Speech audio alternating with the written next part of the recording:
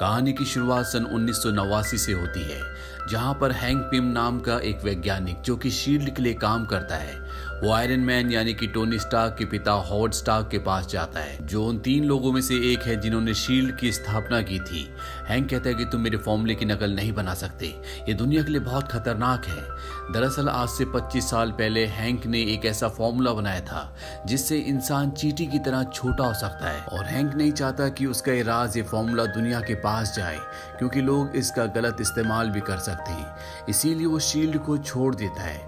कई साल बीत जाते हैं और कहानी अब प्रेजेंट में आती है, जहां हमें स्कॉट लैंग नाम का एक कैदी दिखाया जाता है जो आज पूरे 3 साल बाद जेल से छूट रहा है। उसका दोस्त लुइस उसे लेने के लिए आता है। वो कहता है कि मेरे पास एक इन्फॉर्मेशन है, मैं चाहता हूँ कि हम मिलकर चोरी करें, पर स्कॉट साफ साफ मना कर देता है। वो कहता है कि मैं पढ़ा लिखा हूँ, अब मैं नौकरी करूंगा, मैं कोई भी ऐसा काम नहीं करना चाहता जिससे मुझे वापस जेल में जाना पड़े, मुझे अपनी बेटी का ध्यान रखना है। दरअसल उसकी एक बेटी भी है, लेकिन अब उसकी पत्नी से उसका डाइवोर्स हो चुका है।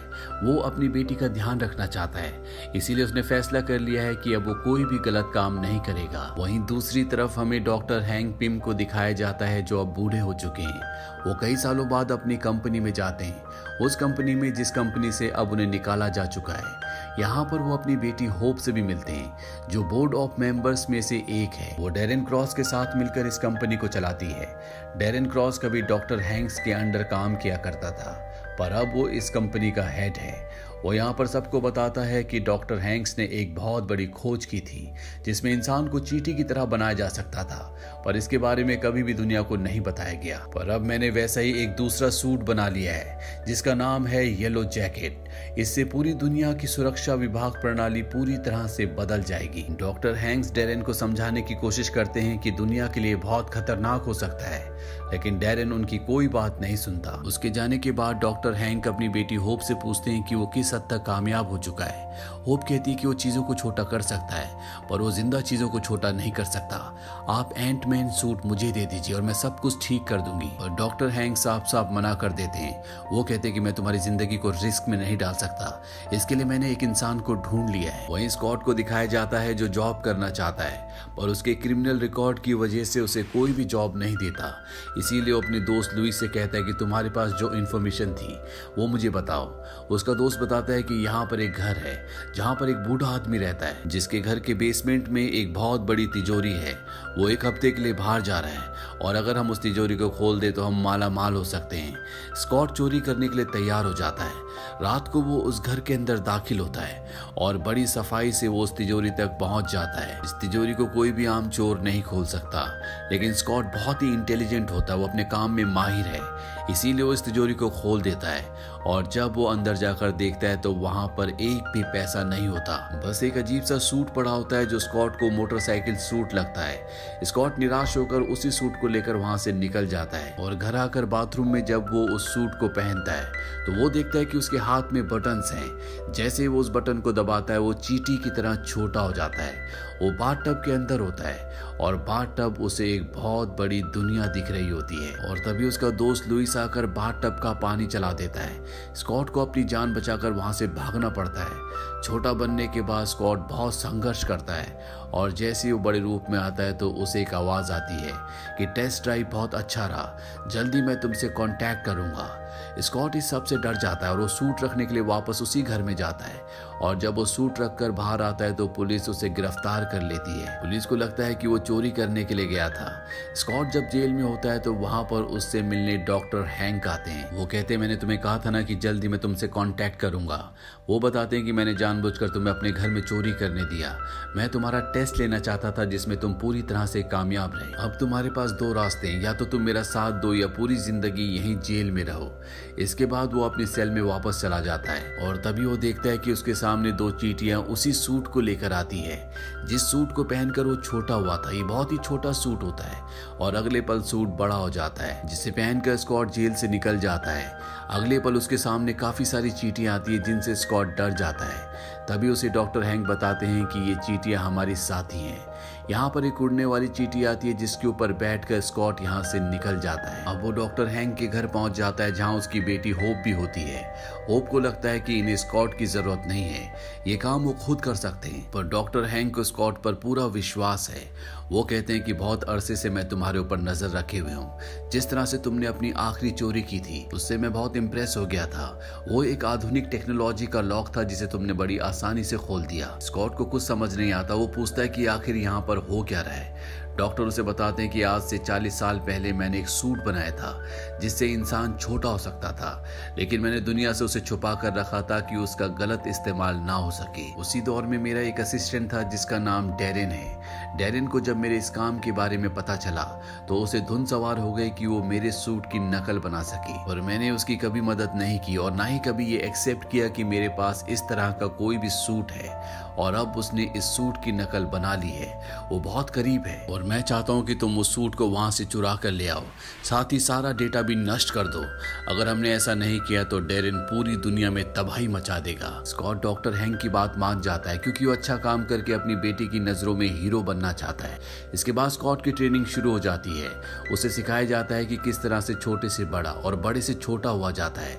साथ ही यहाँ पर जितनी भी चींटियां होती है ये कान में एक गैजेट लगा के उन सब चींटियों को कंट्रोल कर सकते हैं, और ये इतना आसान नहीं होता है। स्कॉट कई बार ट्राई भी करता है लेकिन वो पूरी तरह से असफल रहता है। डॉक्टर हैंक की बेटी होप ये आराम से कर सकती है। वो चाहती है कि वो एंटमैन सूट पहनकर डेरेन की येलो जैकेट को चुरा कर ले आए, पर उसके पिता नहीं चाहते क्योंकि वो अपनी बेटी को नहीं खोना चाहते। उन्होंने ऐसी एक मिशन में अपनी पत्नी को खो दिया था जिसके बारे में वो कभी भी अपनी बेटी को नहीं बताते, इसीलिए उनकी बेटी हमेशा उनसे नाराज रहती है। और एक यही कारण था कि उसने अपने पिता को उन्हीं की कंपनी से निकाल दिया था क्योंकि वो उस कंपनी की चेयरमैन है। वहीं दूसरी तरफ डेरेन को दिखाया जाता है जो अभी भी जीवित चीजों को छोटा करने में कामयाब नहीं हो पाया। वो लगातार कोशिश कर रहा होता है और अब उसे कामयाबी मिल जाती है। वो एक बकरी के बच्चे को बहुत छोटा बना देता है, यानी कि वो अपने एक्सपेरिमेंट में पूरी तरह से कामयाब हो चुका है। वहीं स्कॉट को दिखाया जाता है जो अभी भी चींटियों को कंट्रोल करने में बहुत स्ट्रगल कर रहा होता है, पर होप उसे समझाती है कि तुम्हें पूरा ध्यान लगाना होगा, और होप की बात समझने के बाद वो पूरा ध्यान लगाता है और चींटियों को कंट्रोल करना सीख जाता है। उसकी ट्रेनिंग खत्म हो चुकी है। डॉक्टर हैंक उसे एक डिवाइस की फोटो दिखाते हैं और बताते हैं कि जब मैं शील्ड में था तब मैंने इस डिवाइस को इजाद किया था जो इस वक्त हॉवर्ड स्टार्क के किसी गोदाम में धूल चाट रहा है। ये डिवाइस हमें डेरेन की येलो जैकेट को चुराने में मदद करेगा, और इसके बाद वो उस जगह पहुंच जाता है जहां पर वो डिवाइस है। लेकिन यहाँ पर फैल्कन होता है। फैल्कन को पता चल जाता है कि यहाँ पर कोई घुसपैठिया पहुंच चुका है, इसीलिए वो उस पर हमला कर देता है। डॉक्टर हैंक उसे वापस आने के लिए कहते हैं। वो कहते हैं कि तुम अपना सूट खो दोगे, लेकिन स्कॉट उनकी बात नहीं मानता। वो फैल्कन का सूट खराब करके वहां से निकल जाता है। वापस आने पर डॉक्टर हैंक उसे बहुत डांटते हैं। वो कहते हैं कि तुम अपना सूट खो सकते थे, और तभी वो टेबल पर उस डिवाइस को रख देता है जिसे लेने के लिए उसे भेजा गया था।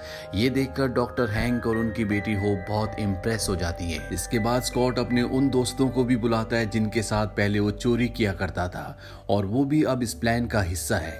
ये सब एक प्लान बनाते हैं कि किस तरह से इन्हें सूट चुराना है और किस तरह से इन्हें पूरे डेटा को मिटाना है। ये काम इतना आसान नहीं होगा क्योंकि वहां पर सिक्योरिटी बहुत टाइट है।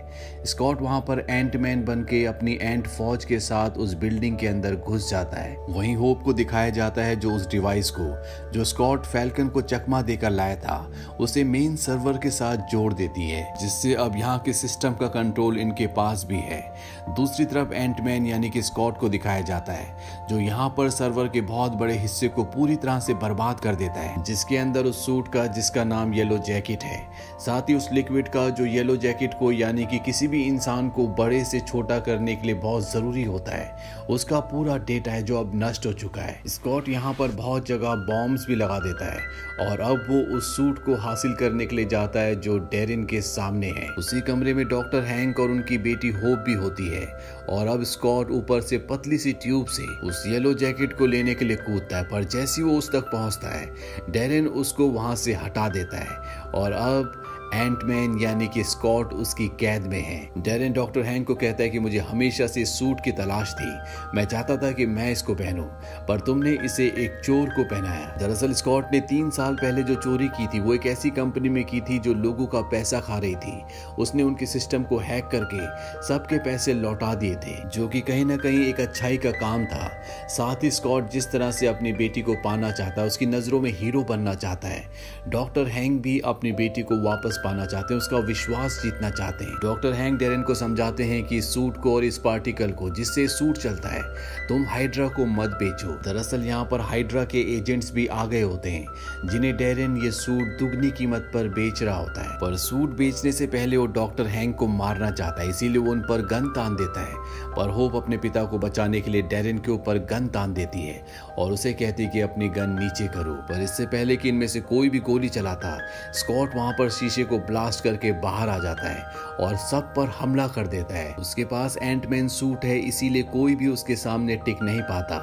डेरेन को मौका मिलता है और वो डॉक्टर हैंक को गोली मार देता है, जिससे वो जख्मी हो जाते हैं और इसके बाद वो सूट लेकर यहाँ से निकल जाता है। वो हाइड्रा के एजेंट्स के साथ हेलीकॉप्टर में यहाँ से निकल जाता है, लेकिन स्कॉट भी उसका पीछा करते हुए हेलीकॉप्टर में पहुंच जाता है, जहां पर डेरेन उस येलो जैकेट को पहन लेता है। इसके बाद इन दोनों के बीच में घमासान लड़ाई होती है।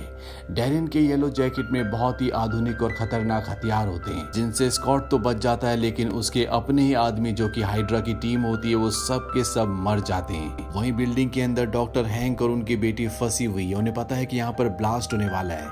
डॉक्टर हैंक के पास एक की रिंग होती है जो कि एक टैंक होता है। वो अपनी बेटी को कहते हैं कि ये कोई आम की रिंग नहीं है। और अगले पल उस बिल्डिंग के बाहर एक बहुत बड़ा टैंक निकलता है, जिसके अंदर होप और डॉक्टर हैंक होते हैं। वो तो यहाँ से निकल जाते हैं, लेकिन इसके बाद बिल्डिंग में एक ब्लास्ट होता है और ब्लास्ट होने के बाद पूरी की पूरी बिल्डिंग शून्य में चली जाती है। वहीं डेरेन और स्कॉट को दिखाया जाता है जो अपना अपना सूट पहनकर एक दूसरे से लड़ रहे हैं। लड़ते लड़ते ये हेलीकॉप्टर से नीचे गिर जाते हैं और एक पूल में गिरते हैं, जहां ये एक बार फिर से एक दूसरे का सामना करते हैं। और तभी स्कॉट देखता है कि डेरेन उसकी तरफ आ रहा है। वो टेनिस के रैकेट से उसे जोर से मारता है, जिससे वो कीड़े मारने वाली इलेक्ट्रिक मशीन से टकराता है और वहीं पर चिपक जाता है। स्कॉट उसकी तरफ जा ही रहा होता है कि तभी पीछे से पुलिस आ जाती है। इसमें जिम भी होता है, जो उसी की पत्नी से अब शादी करने वाला है और साथ ही वो उसकी बेटी का ध्यान भी रखता है। पर इससे पहले कि वो जिम को पूरी सिचुएशन समझाता, जिम उसे इलेक्ट्रिक शॉक देकर बेहोश कर देता है और जब उसे होश आता है तो पुलिस की गाड़ी में होता है और तभी पुलिस के रेडियो में इंफॉर्मेशन आती है कि जिम के घर में हादसा हुआ है। स्कॉट समझ जाता है कि डेरेन वहां पहुंच चुका है,